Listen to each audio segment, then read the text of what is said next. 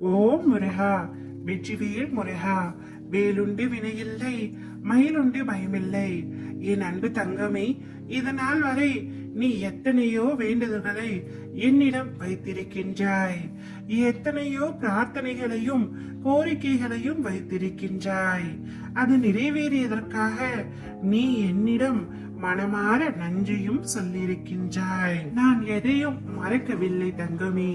நீயும் நிச்சயமாக மறந்திருக்க மாட்டாய்.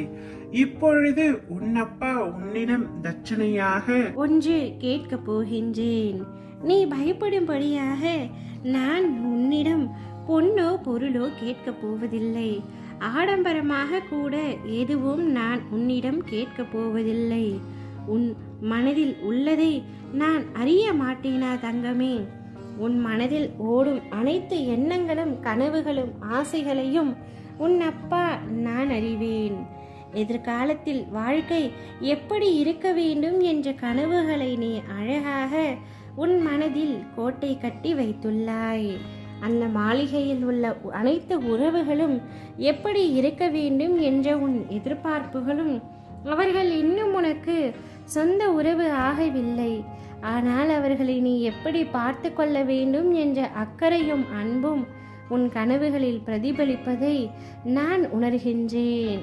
உனக்கான அனைத்தையும் நான் அறிந்து வைத்துள்ளேன். நீ என்னிடம் ஒன்றை மட்டும் தட்சணையாக கொடு.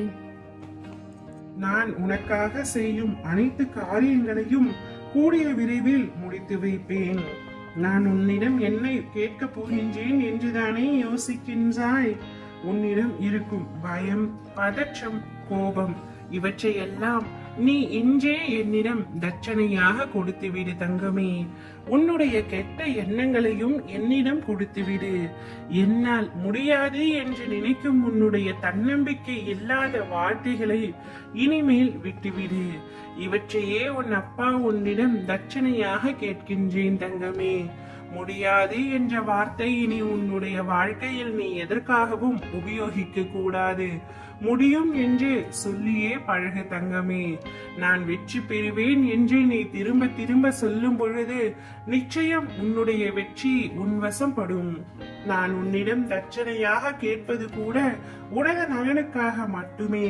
நான் எப்பொழுதும் உனது நலன் விரும்பியாக இருக்கவே ஆசைப்படுகின்றேன். கவலை கொள்ளாதே.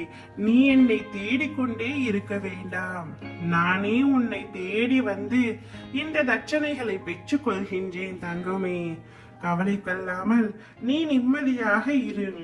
உனக்கு எத்தனை இடர் வந்தாலும், எத்தனை சோதனை வந்தாலும், எத்தனை கால தாமதமானாலும் நான் என்றுமே உன்னை கைவிட மாட்டேன். இதுவே சத்தியம். உன் விருப்பம் என்னவென்று சொல்.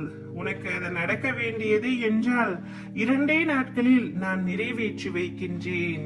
இது என் சத்திய வாக்கு தங்கமே. ஓம் முருகா, வெற்றிவேல் முருகா.